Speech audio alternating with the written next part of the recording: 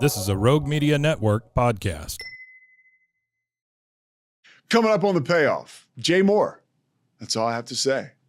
Comedian Jay Mohr, SNL alum, Jerry Maguire alum, and a card-carrying member of Recovery. And one of those dudes talking to him today, I got finished feeling better about myself. And that's Recovery. So Jay Mohr's coming up. But first, Kevin Souza.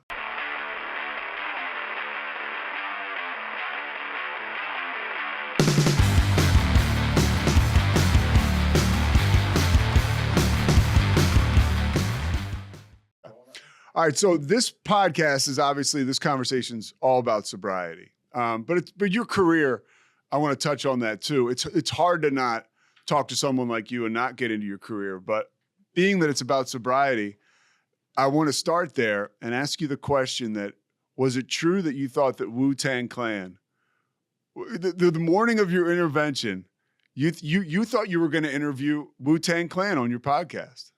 Yeah. You have to lie. You have to tell a drug addict a lie to get us to our intervention because you can't outthink us. Mine was in my house here in LA. So right away, you know, I was a speed guy because only somebody addicted to speed do you have to trick to get back into their house.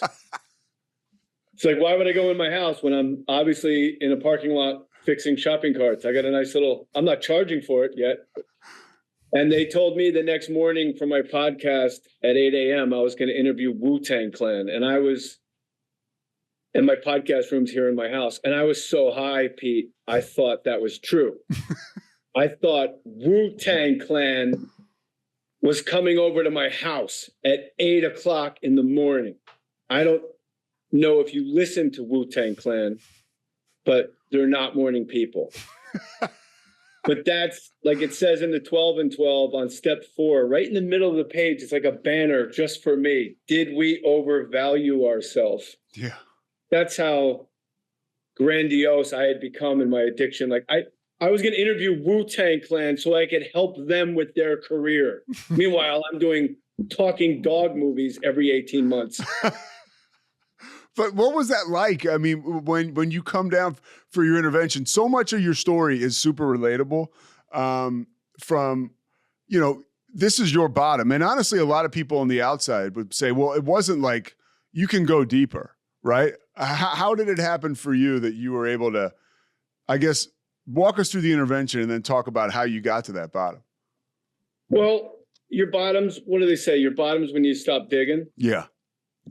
And when I speak at meetings, especially when it gets grimy, like if I love speaking in prisons, and I tell the guys, look, I've never been incarcerated. I've never been arrested. I've never overdosed. I've never been hospitalized, but I lost. And one thing we all have in common is we've lost. I mean, when you're 50 years old and you're sitting at your own intervention, there's not a lot of gray area. There's no yeah, but. When 12 people all agree that it's come to this, they all get up early, they go across town, they've met with an interventionist for a week beforehand, they've practiced their speeches and their consequence letters and their bottom lines. Nobody wants to do an intervention. It's nerve-wracking. It's excruciating to confront somebody about this, especially your closest friends, your brothers, your sisters, your parents. Let me get rid of this call. Chris, Yeah, I'm no doing problem. I'll call you when I'm over. Nobody wants that. And so I also learned at my intervention that not everybody, a lot of the people at my intervention had tried to do an intervention going back 3 years, but they just couldn't rally the horses. Yeah, so you go to treatment, and one of the things that you say that I could so relate to is that when you get there, you know, you had been just a compulsive person for your whole life. And when you go to treatment, finally you start to move away, like that thought and that action start to separate a little bit. Like that to me was like magical as an early part of my recovery. Yeah, there's never been a separation between thought and action. If I think of using, like, my thought and my action is one thing. if I think of using drugs, I'm already on my way. I'm already on my way to get more. Forget the initial one. If I'm thinking of hanging out with lower companions, I'm already on my way there. And if those people happen to have drugs also, even better. But then just that 30 days separation from drugs and alcohol and being forced to follow a routine. It's the first time I made my bed, Pete, at 50 was in, well, I don't know if it's the first time, but the first time I did it every day because I had to, or you get in trouble. You have to, it's time. Rehab is time out for adults. It's like, okay, give me your phone. You can't have it. I'll hold it for you. Give me your phone. Give me your wallet. Give me your keys. You're going to wake up, you're going to make your bed, you're going to go to this place, you're going to sit with these people. Now it's lunchtime, you get what you get and you don't get upset. It's really, of course, everybody's calling me right now. It's fine, it's fine. Sponsees and whatnots. Yeah, so I needed that separation. And it says in the, I interpret the big book where it says like there has to be I believe it's a doctor's opinion, there has to be a period where if they're particularly befogged, yes, you have to just separate them a bit before they can hear the message. And my unbefogging period was longer than that first rehab. When I was done with that first rehab, there was a Zoom call with a couple guys that were on my intervention, and I thought they were going to congratulate me and argue over who got to come pick me up. And instead, they held up a brochure like, oh no, now you're going to go to this rehab. But that separation between thought and action, I was thinking you guys can all go F yourselves and I wanted to, go crazy. But instead I just put my head in my hands and said. You said yes, you followed I did the same thing. I said, what if I don't go? Oh, really? And my agent said, well, then I won't book you anymore. And that scared me because I'm not a comedian. I don't know who I am yet. Yeah. I'm going to get a job. I don't have any skills. Hey, weren't you the guy in Jerry Maguire? Yeah, you wanted a Phillips head, right? And then my other friend, Chappie, who's sober 30-something years, I said, what's your bottom line if I don't go? And he's like in his house in Boston in an armchair, and he goes, there's no bottom line. I love my life. And that's what got me. Yeah. The two, like, I won't book you anymore, and I could care less if you go, my life is great. And I realized I would like my life to be great too. For me, that's when the magic totally happened. When I followed suggestions to leave like a nice rehab and to go, I lived in like a halfway house with 10 other dudes. I showed up, I opened the top drawer, there was a dried out bowl of spaghetti where I was going to put my clothes. I was like, son of a bitch, I got a job working at KFC.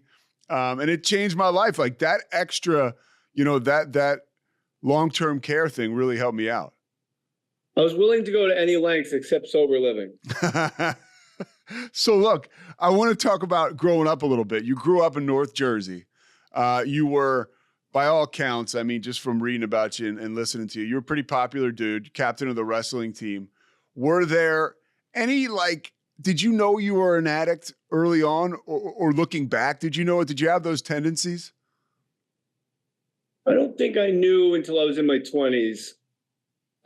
My mom got sober when I was 10, so I knew sort of the steps from going to meetings when I was 10 years old, 11, 12 with my mom. So I kind of had a head full of AA and a belly of booze my first drink. Yeah. But I do remember looking back when you have to write, like in rehab, you write like your timeline. And I realized the first time I drank, there wasn't enough.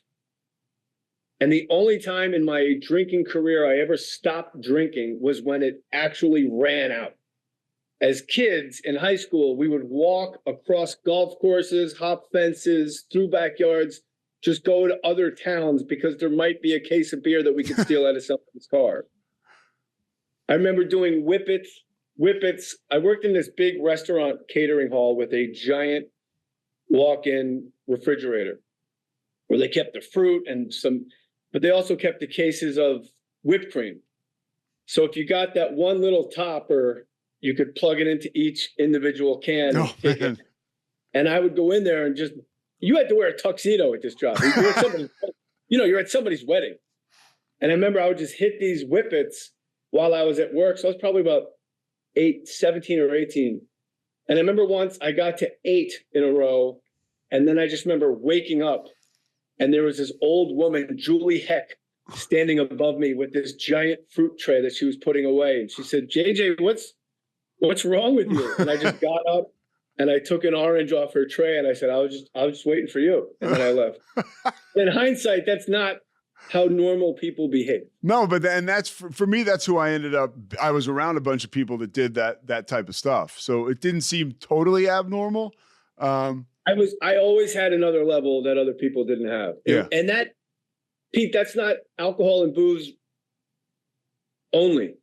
Before I ever drank, your attention, I always needed more of your affection. I needed more approval. I needed a constant pat on the head that everything was okay. If we were 8 and we were sitting in your living room watching TV, I would spend the entire time trying to convince you how great it was that you and I were sitting there watching TV, right? Right? Like I was exhausting. And I know from doing the steps, I had a great father. I was an insatiable child. So my mom was a drunk. She got sober when I was 10. So from 0 to 10 is chaos. My dad worked in Manhattan, which is 30 miles away. Came home at 6, left at 6, came home at 6. So I was just alone a lot. I was the youngest kid on the street, just always wondering where everybody is. What are the rules? Nobody taught me to really, they kind of taught me to brush my teeth and comb my hair, but I was kind of feral. Yeah. And if you look at my class photos from kindergarten to 4th grade, I just look like an actual hillbilly that crawled out of a hayloft. Like hairs up here, missing teeth, fever blisters all around my mouth. But then my mom gets sober at 10. And in 5th grade, that class photo, I look like Travolta in Saturday Night Fever. But that's amazing. And that's what the people that we're close to, that's how we affect them when we get sober, when we work a program. Like that's pretty amazing. I knew it worked. Yeah. I watched it work with my mom. I watched their marriage get strong, and I watched them like ease into retirement and have a great life, buy a boat, get a house that they always wanted to get. My sisters, we all were more relaxed. It became a nice, so I knew it worked. Yeah. Probably why it took me 50 years to accept it. Well, so you got to get hit over the head. Like nothing that I do, all my decisions have been made for me when it gets like stuff that's really ugly. In a sense where like hitting my bottom, like I had nothing left. I had nowhere to go. I've noticed that about myself. Like as an alcoholic, I can sustain a lot of pain. I can take a lot of pain until finally it's time to make a decision. Now, so I want to ask you about your rise. You're across the bridge. You're in North Jersey. What you started doing stand up at like 16? Yeah, at 16, I tried stand-up at an open mic that was at noon on a Sunday for teenagers. So the audience was other teenagers. It was awful. But when I came off stage, a guy said, what are you doing Wednesday? We all go to Hackensack. There's an open mic there. I was like, all right. And then at that place on Wednesday, a guy said, what are you doing Saturday? We all go to Montclair, New Jersey. There's a place there. And I was like, all right. So then all of a sudden I found my tribe. It's really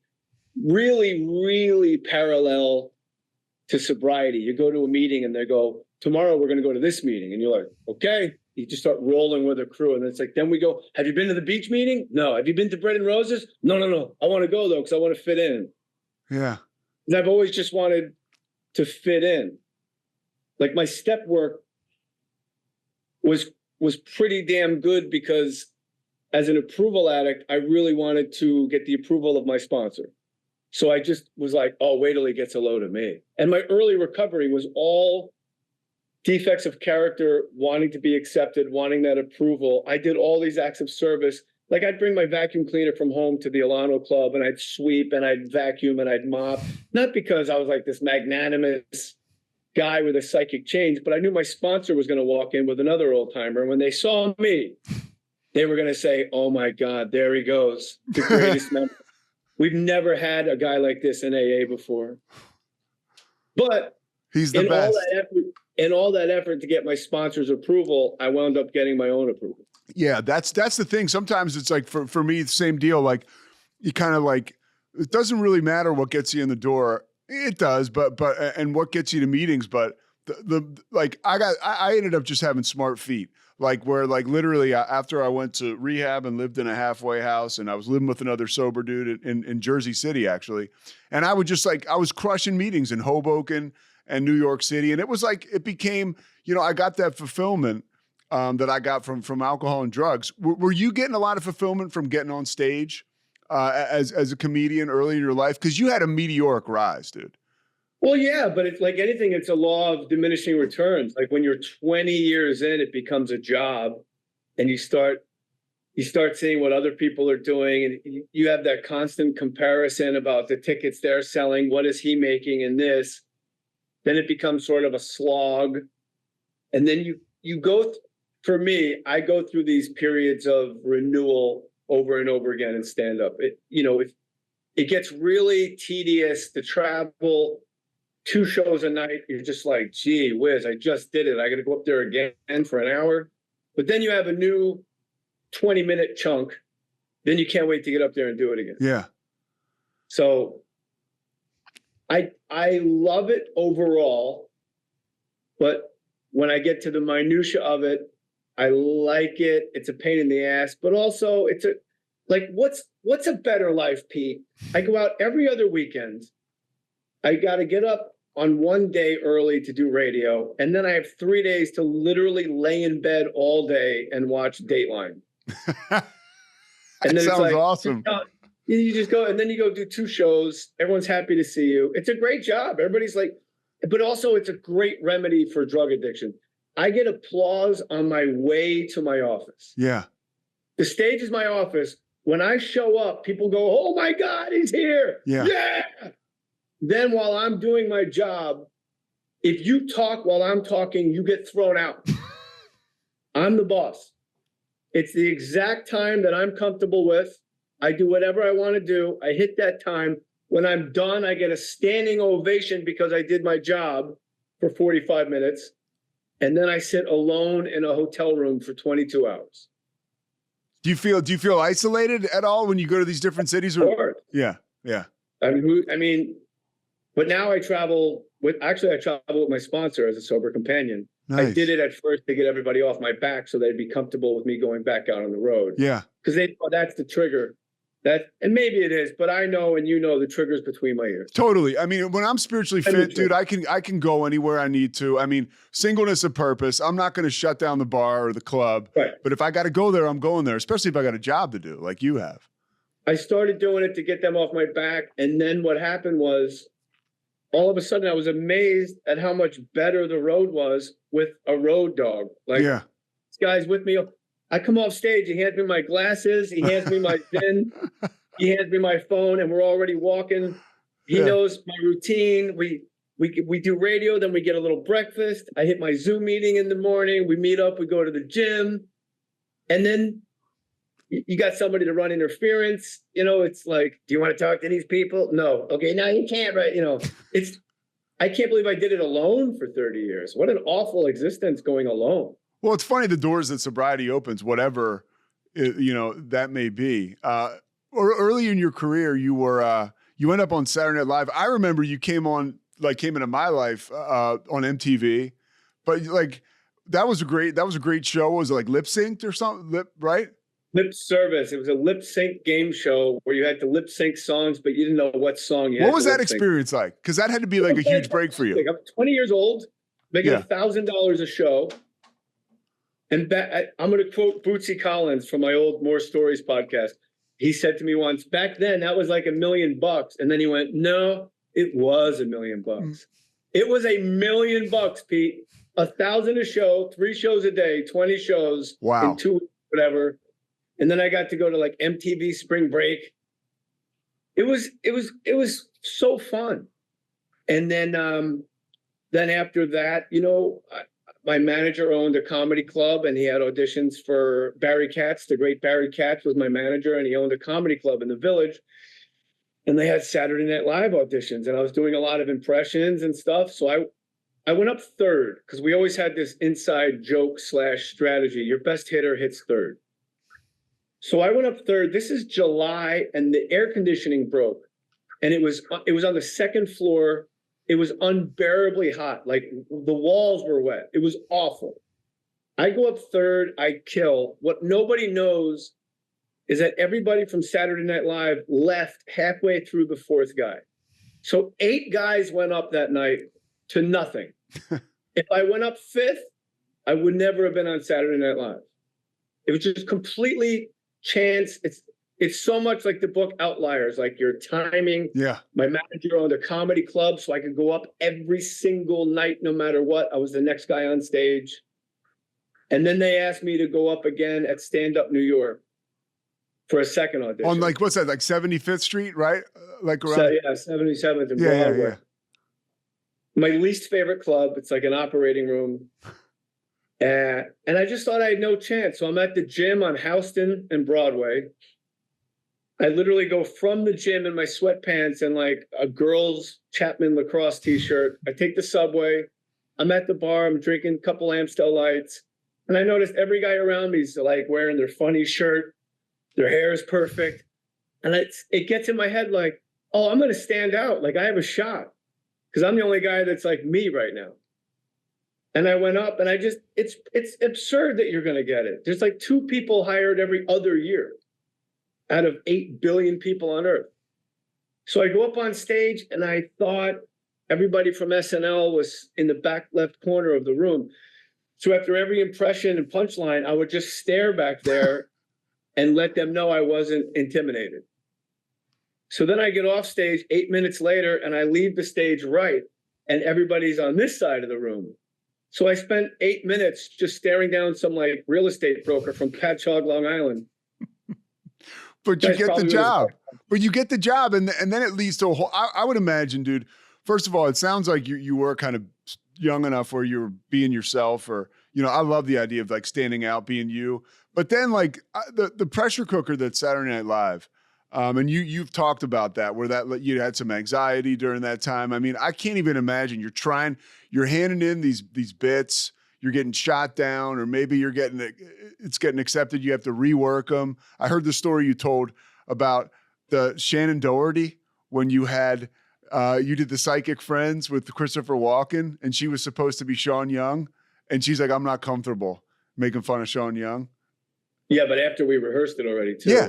So like what? Oh.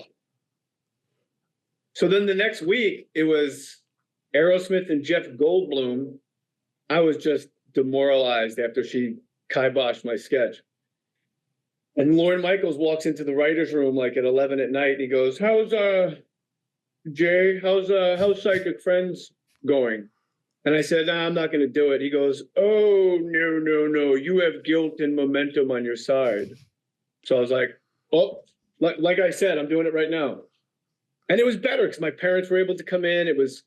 That one would have been Aerosmith. That one would have been Shannon Doherty and Cypress Hill, and instead I got Jeff Goldblum and Aerosmith. It was awesome. What was that like for your ego? I mean, SNL is. Go ahead. The pressure cooker for me wasn't even the competition. The pressure cooker was you don't know how anything works. Anything. When you get if you get a new phone, let's say you switch from like Galaxy to Apple, and you have to update everything. Then you got to go set something down on a table, but it's from IKEA and it's not put together yet. Then you got to go watch TV, but you have new remotes and no one told you how to work them yet. Then you got to turn off the closed captioning and no one knows how to. Then you go to your bedroom and that's a different TV and a different phone and the bed's not put together. Like every single step of the way, I was clueless. And my way of handling that was sulking, tantrum, alcoholic behavior. Yeah. I remember Jim Downey, the head writer, told me to go. He said, why don't you go around to everybody's offices and just do your impression so they know what you can do? And I was did we overvalue ourselves? Mm-hmm. I was indignant. Like, I'm not going door to door like a salesman. Yeah.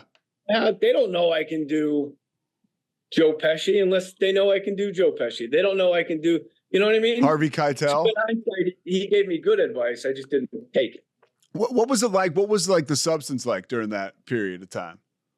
I just drank until oblivion. Really? But I was having panic attacks really bad.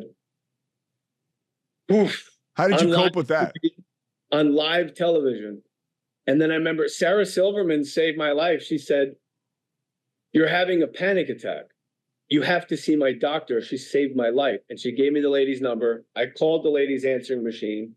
Within an hour, she told me I could come see her on Sunday. She was working at a hospital. I went to her in the hospital, and there was no place to like lay down. I thought like it was a New Yorker cartoon where you lay down on the couch. Yeah. And I'm like, "Oh, I thought I lay down." She goes, "No, you can lay on the floor if it makes you feel better." And then we just talked about what was happening. And she said, "Yeah, it sounds like you have panic disorder, which is the life-saving level release of adrenaline and endorphins for no reason. Here's a drug called Klonopin. Let's start you on 1 milligram every day. Let's see how that works." So I took the 1 milligram of Klonopin. I went home and I took a 4-hour nap. And when I woke up, felt pretty good. And by the next time I saw her, it's kind of like sobriety. It's kind of like if you're ever on an antidepressant, it's not until somebody says, "How are you feeling?" that you actually look in the rearview mirror at how long it's been since you freaked out, that you realize, "Oh my God, I feel great." Yeah. And she said, "Great." I said, "Well, don't we?" She goes, No. If you had bronchitis, we wouldn't try to get into why you had bronchitis." I was like, "Okay." And that's kind of the only drug I never abused because it was tied to life-saving, efficacy. But when they took it away in rehab, that was terrifying because I had not been off it in 25 years. The Klonopin? And I was down to like a 0.5 milligram every other day. And I fought to hold on to it. And they were like, "No way, bro." Yeah. Then all of a sudden you're in a van with a bunch of other addicts going to the beach and you're like wedged in. You got to pee. They're playing crappy rap music from some bad radio, handheld radio. Then all of a sudden you have to fly for the first time without it. And it was the third step prayer. I was flying to Milwaukee and I started to get, Was this your first show? Pretty much. First one on the road. Yeah. Yes. First one I flew to. And I started to get that feeling. And I did the third step prayer, and where it says, "Relieve me of the bondage of self," I realized, oh, this is all me in my bondage of self, because in this exact moment, I haven't had any panic attack. Every single day I've been completely fine, haven't thought about it once. Now suddenly I'm in an airplane seat and I start thinking, well, how long is the flight? What if I have one over Colorado? How much longer? Can I breathe? Why is my stomach weird? Well, is my nose stuffy? That's completely me applying my nonsense to the moment. Like, it's all anticipatory dread, which is what my doctor really explained to me very well too at that time. So I did the third step prayer and I realized it was bondage of self. And I just kept saying it, and it kind of went away, which was fascinating to me. And then I catch myself in airplane bathrooms, just in the mirror. I see myself smiling because I'm not freaking out. That's it. I mean, and it's like that practice of whether it's the third step prayer or whatever your coping skill is. Like, I've realized, like, in recovery, like, if I'm freaking out or I have to do something, you know, I'll have a talk with God. I'll say the third step prayer, and it's a muscle I flex now. So it's not as crazy anymore as the first time I did it. Yeah. And it's all anxiety about, I might have a panic attack. Yeah. Like, right, it's never crossed my mind in the last 11 months at all. But when I'm on a plane, all of a sudden it's like, uh-oh.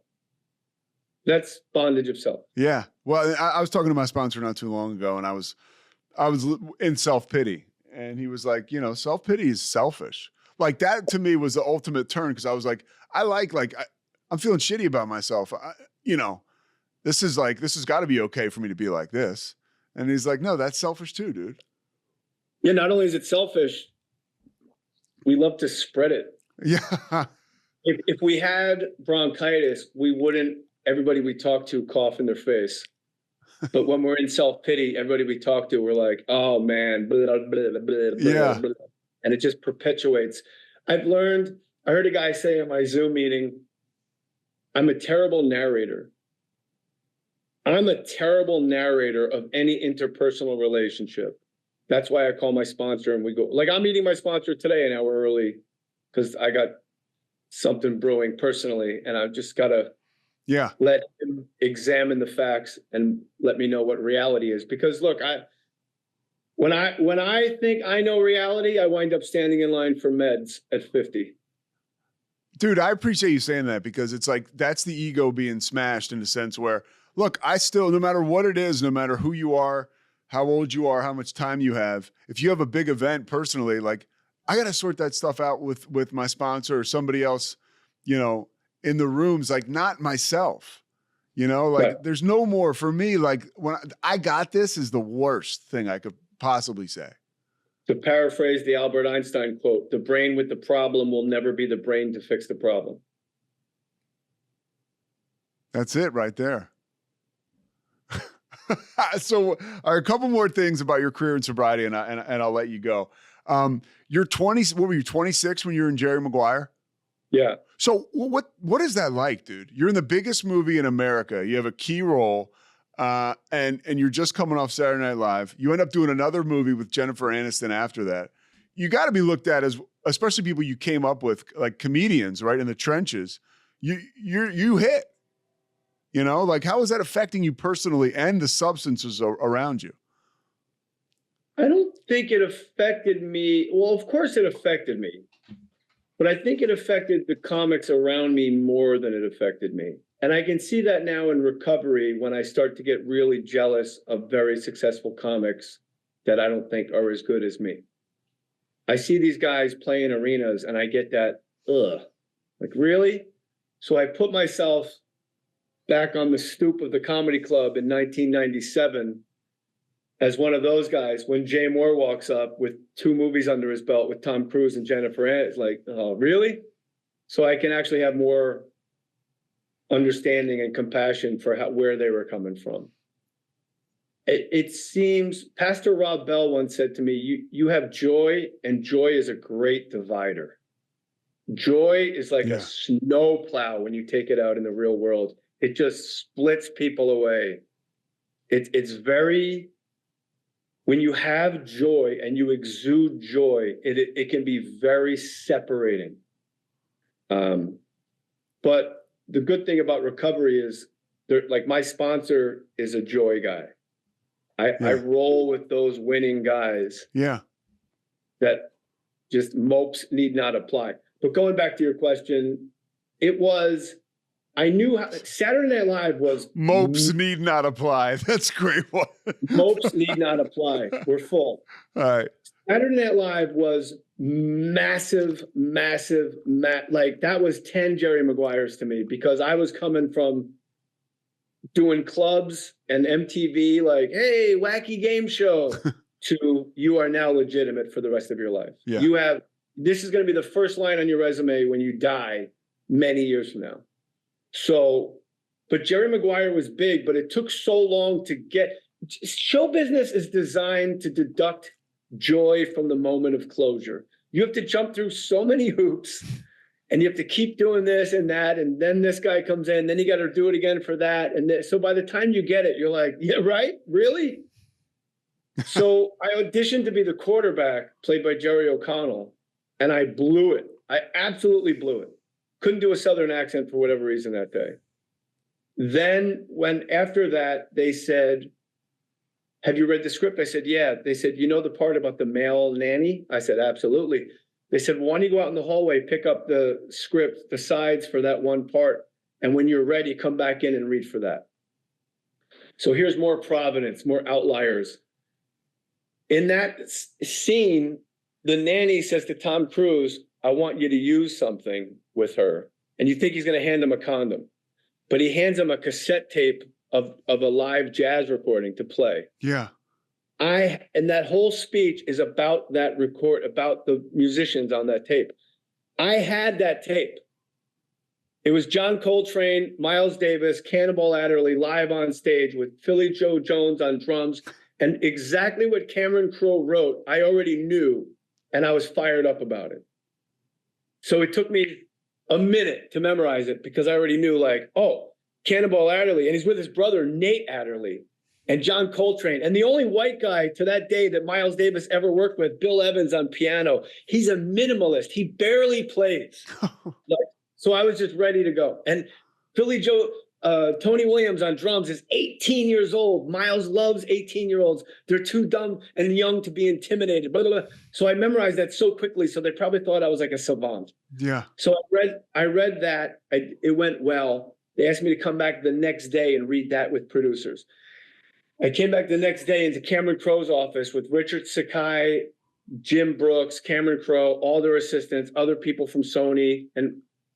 And then when I was done, everybody was very quiet and it was very awkward and weird. And I thought, did I do something wrong? And then Jim Brooks was standing up against his desk and he said, how about Sugar?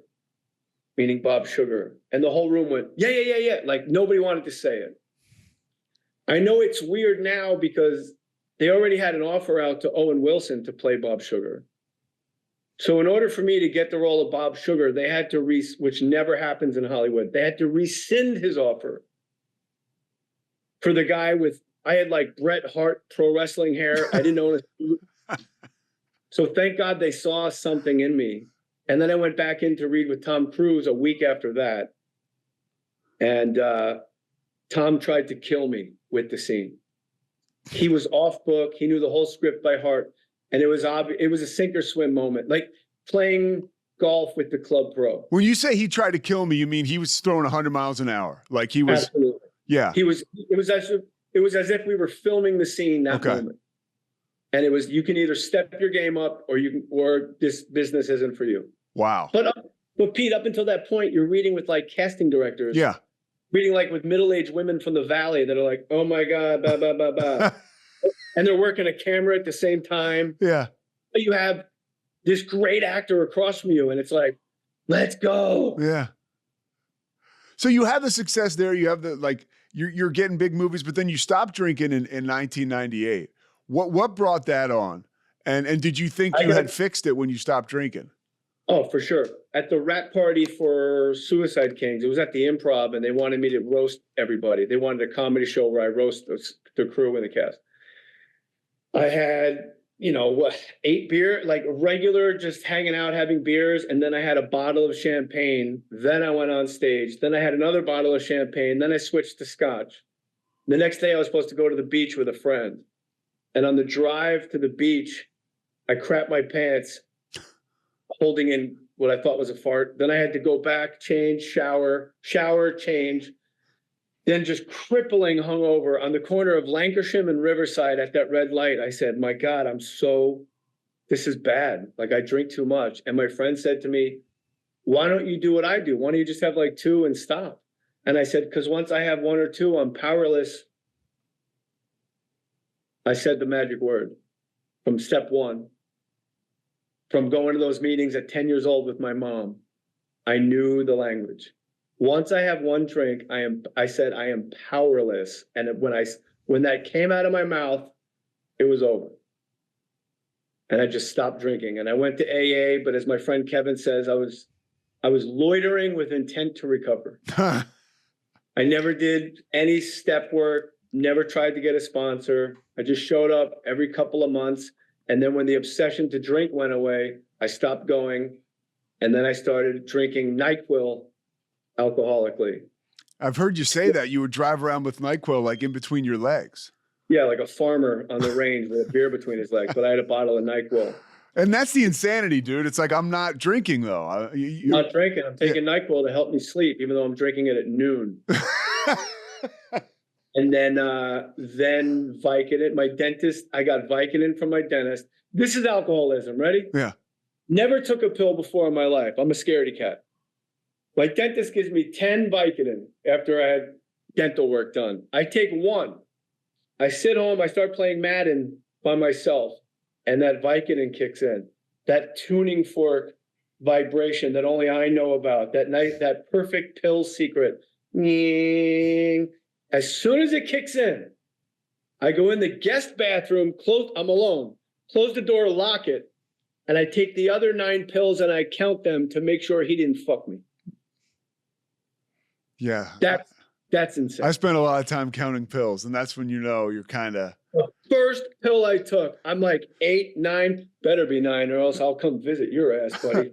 So how did it progress to the point where, first of all, you're still working, and you can, speak to like how well you were working or how much, but like you're working all the time, dude, and you got this monkey on your back. And then you turn to Adderall, which totally makes sense to me because I was like, I loved cocaine. I loved Adderall. I was dating a girl when I was in college or right after college, and she was going to Australia. And for some reason, they gave her the 610 milligram pills that she were to take in Australia when she left the United States. She just gave them to me because we were in love. And yeah, I mean, the blue ones. Yeah. I mean, I'm taking these like candy, and I was like literally never the same again. And every time I got drunk after that, I always wanted speed. And then I just wanted speed solo. It didn't matter. But that stuff really, it screwed me up because I was motivated. I was on task, or so I thought. But I was literally, waiting for the Wu-Tang Clan to come do my podcast with me. Adderall motivated me eventually to get more Adderall. Adderall helped me focus, and then it helped me focus on getting more Adderall.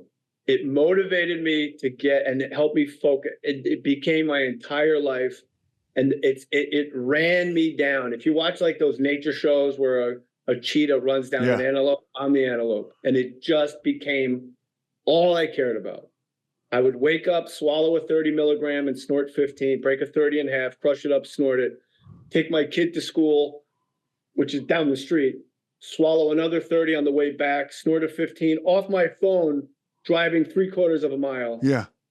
Come home, do something that was important, probably a scratch-off ticket or go to the car wash again.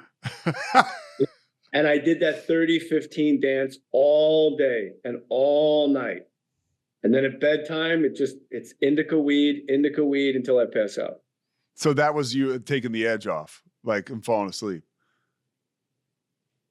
Yeah, I could sleep. I couldn't get to sleep. I couldn't physically lay down.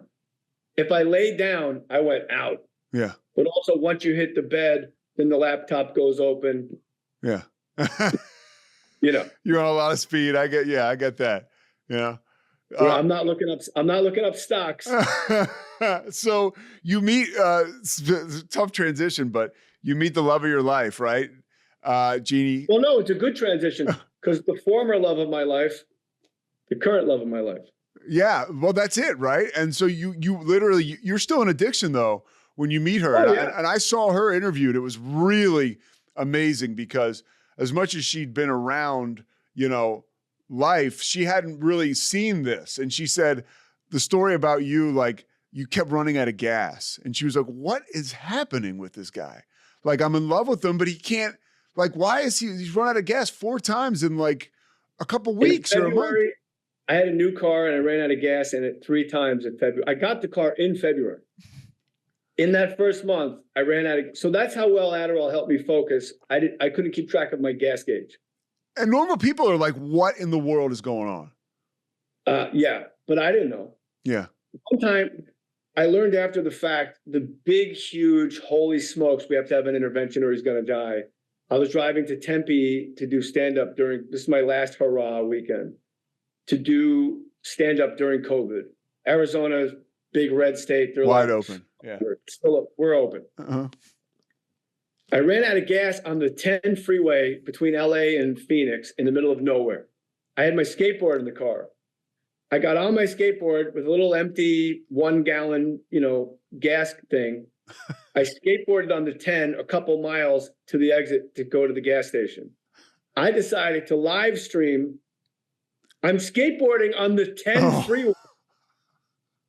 18-wheelers are blowing past me, and I'm like, hey, everybody, show must go on. In my mind, I'm showing how committed I am to doing stand-up.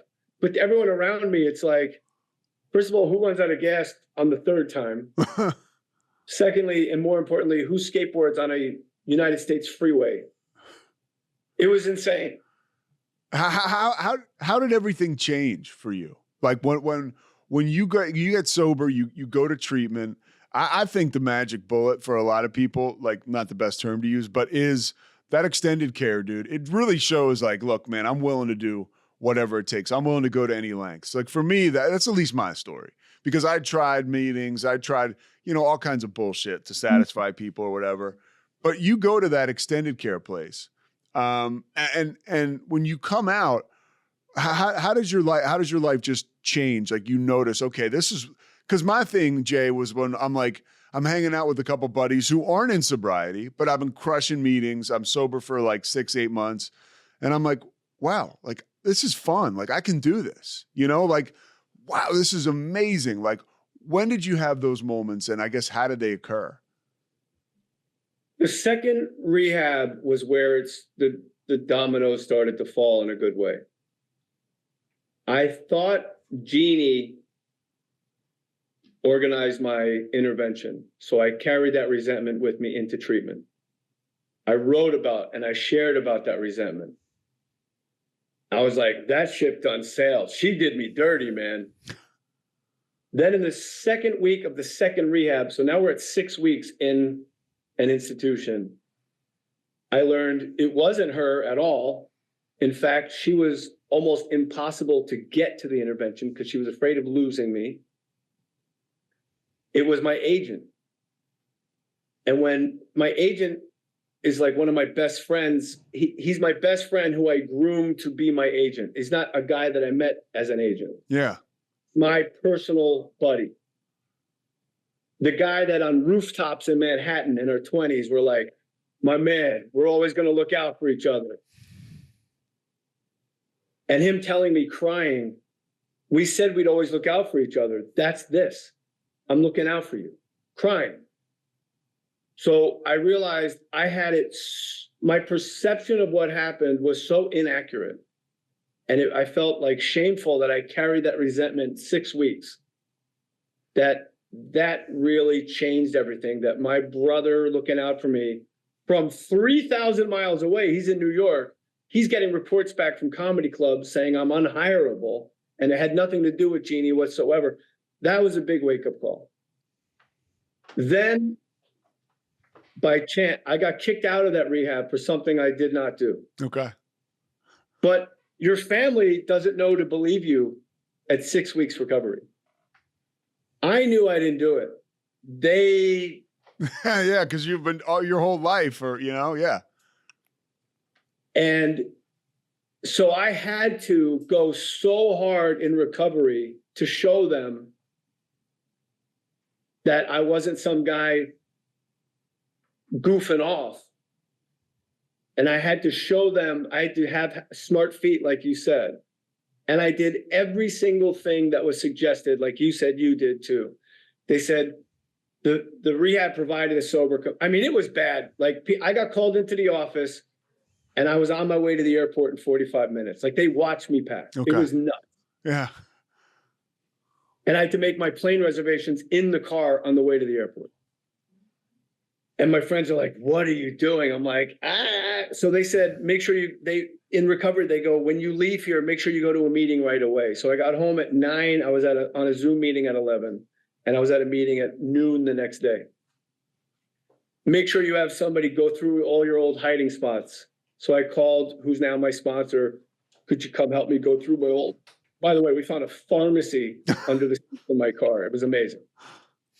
I went to, can you do 90 meetings in 90 days? Yeah, I'm still doing it. Can you get a commitment? Here's 2. And I did everything. I remember one day I showed up 5 minutes before the meeting started. My sponsor's across the room. He yells, "You're late." And I was like, everybody looks at me. I'm like, I'm not late. I'm 5 minutes early. He goes, no, man, you got to be 15 minutes early. So the next day I show up a half hour early just to show him.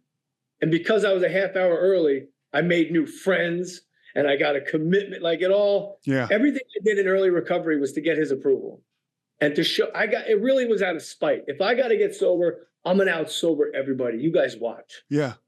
I'm going to be the most sober. I'm going to be the mayor of this place. So that's how it went early in recovery. But like I said, by trying to get his approval and get everybody off my back, I got my own approval. And I had my friend Kevin, the guy that took me to rehab, he was all about morning routine. You can't just wake up, get shot out of a cannon, and what happens, happens. I wake up, I don't stand up. I slide out of bed onto my knees. I say the 3rd step prayer, 7th step prayer. I ask God to guide my thinking. I ask him to show me a newcomer I can help. I write a gratitude list. I call my sponsor. In 3 years and 3 months, I've missed 2 days, and that was early before it was like part of the routine. My sponsees call me between 7 and 8. At 8 a.m., I do a men's Zoom meeting every day. That's every day, no matter what. After the Zoom meeting at 9, I go to the gym.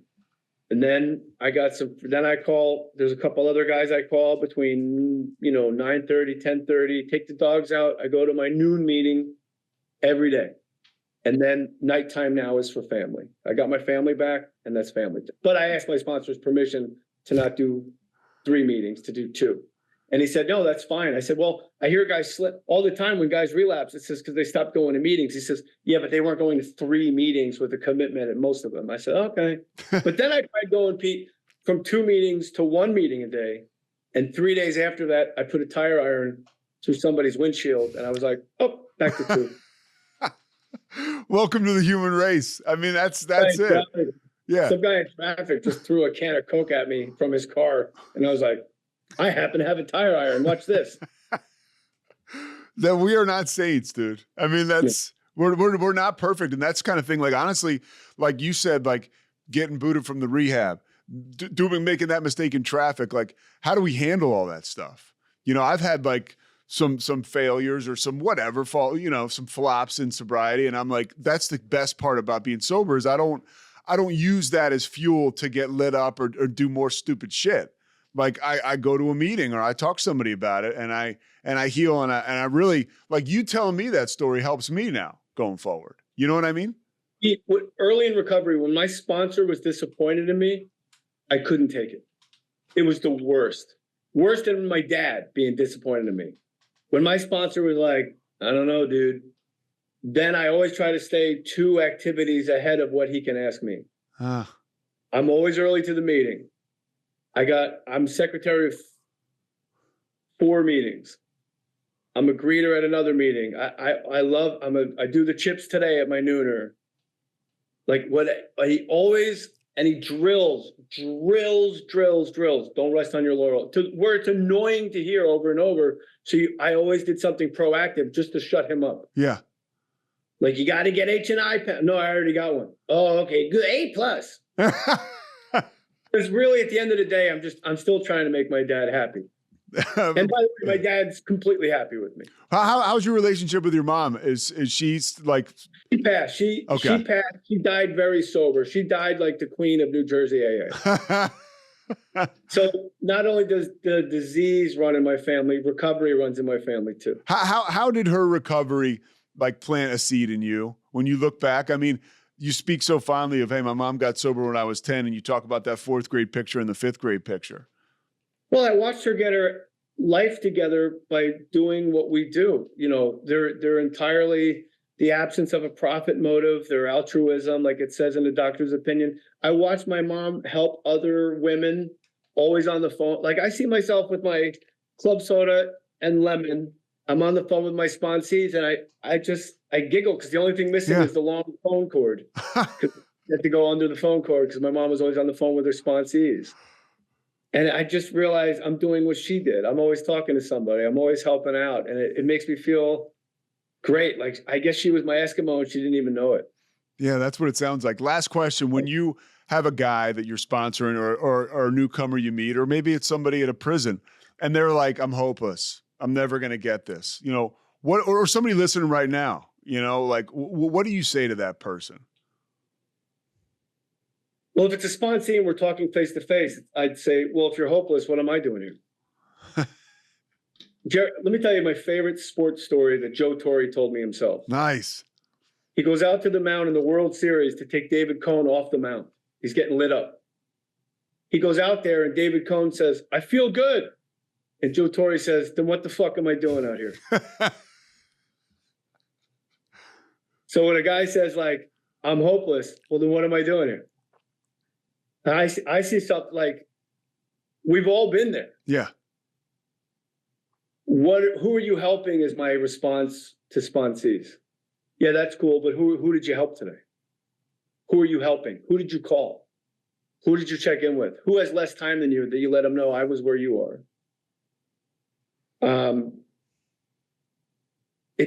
Look, there's a chapter in the big book called Into Action. It's not into thinking. It's not into moping. It's not into complaining.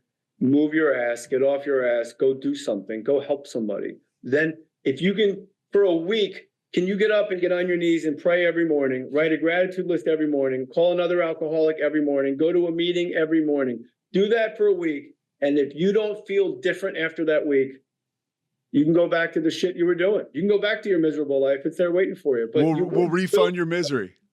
Yeah, you will feel better. Yeah. You will feel better. But a lot of times, and I know this from firsthand experience, you don't realize how good you're doing until somebody just says, hey, how are you doing?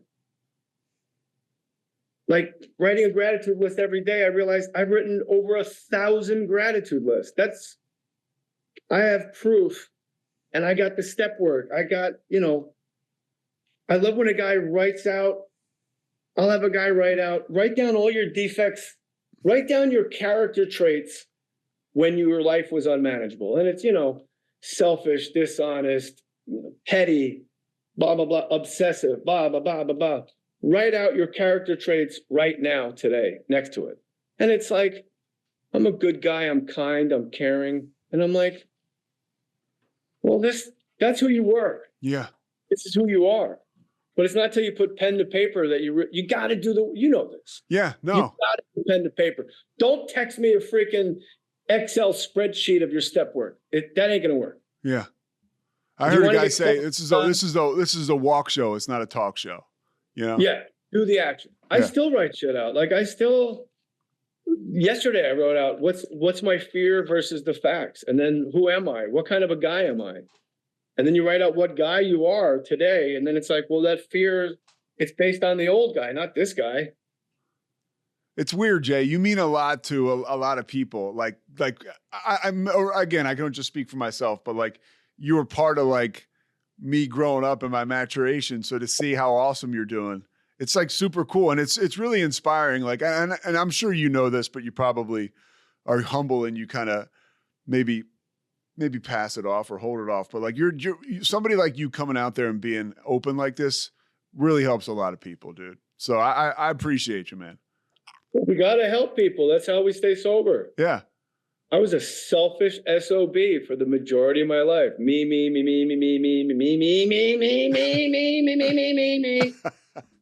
The me motorcycle. Yeah. I was on that this morning. So it was great talking to you. You're in Austin? I'm actually in Waco. So I live in between Dallas and Austin. Yeah. What's up? Yeah. You're the man, Jay. I can't thank you enough. Man. Hey, and a lot of stuff I do is sports. Like I do play-by-play. And I've always when you would come on Jim Rome and stuff, you're awesome. So the Joe Torre story was perfect.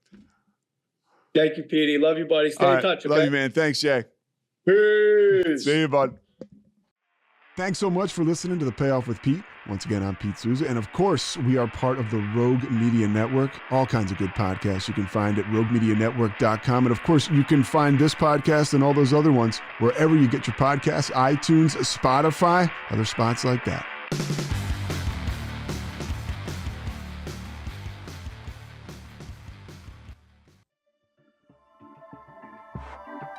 This has been a Rogue Media Network production.